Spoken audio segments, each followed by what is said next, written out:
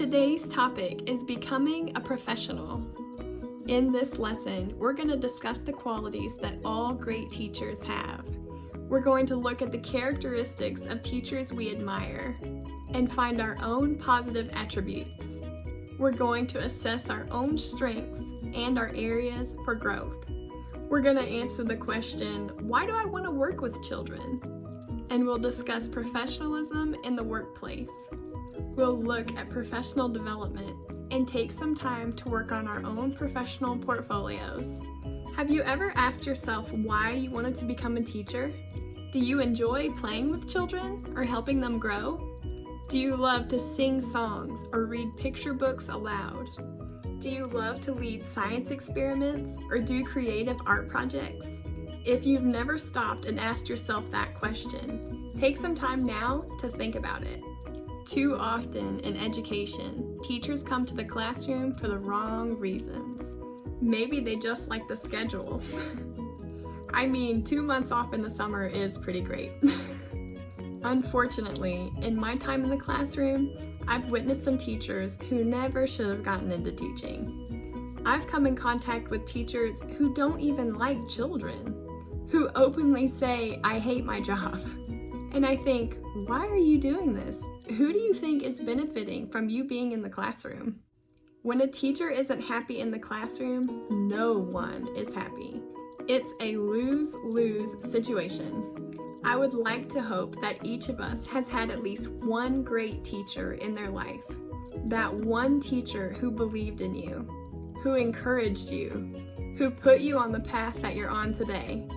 When you think back to that teacher who had such a profound impact on your life, I want you to think about the qualities that they had that made them truly great. I can remember some great teachers that I've had in my life. They were warm and approachable. They believed in me and they invested in me. They were interested in my journey and they supported me every step of the way. I remember them as the kind of people who absolutely loved what they did every single day. You could see it in their face and hear it in their voice. And there is no doubt in my mind that they were doing what they were meant to do.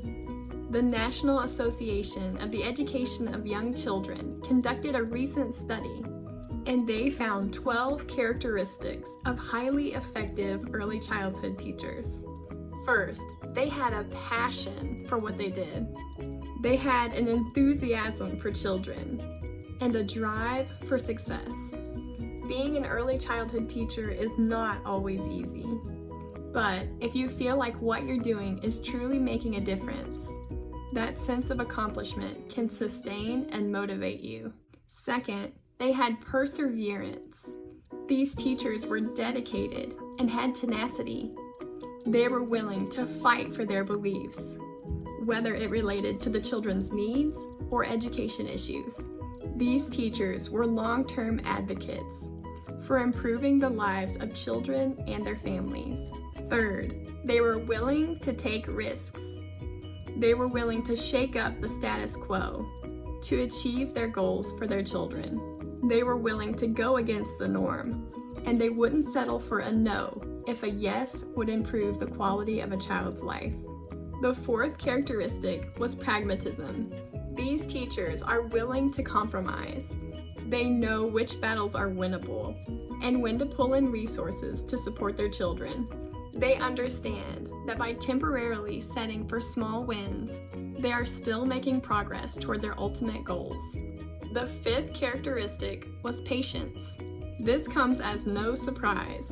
It takes a lot of patience to work with little ones all day, every day.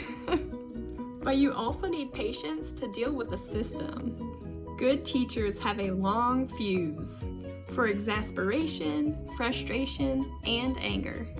Not every child learns quickly. They need reminder after reminder. Great teachers regard these challenges simply as that, challenges. Effective teaching requires patience. The sixth characteristic is flexibility.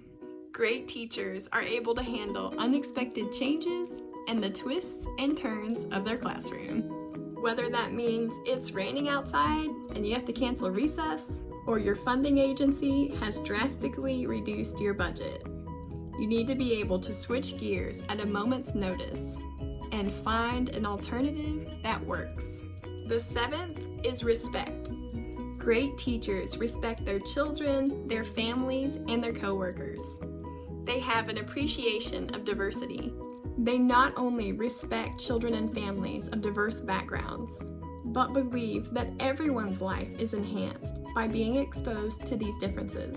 We know that children's self-concepts flourish in an environment centered on respect. Great teachers create this kind of environment naturally. The eighth characteristic is creativity. It takes a lot of creativity to teach in an environment that is less than ideal, or when resources are limited. It takes creativity to teach children with different learning styles, who think and learn in different ways. And most of all, it takes creativity to make learning fun, which is really what it's all about. The ninth characteristic is authenticity. Some teachers refer to this as having a self-awareness. Being authentic means knowing who you are and what you stand for. It's what gives you integrity and conviction. Young children are shrewd judges of character. They can tell right away if their teacher is authentic, and they respond accordingly. 10th is a love of learning. To inspire a child to love to learn, a teacher must also love to learn. Teachers who are lifelong learners send a message to children that learning is important. Great teachers stay up to date on current research, on child development, theory, best practices, and classroom applications. The 11th characteristic is high energy. Most children respond positively to teachers who have high energy. They value their enthusiasm for learning, and teachers who have this high energy appreciate the energy of their young children, most of the time. And finally, these great teachers have a sense of humor. Learning should be fun, and nothing conveys this message more than a room filled with spontaneous laughter.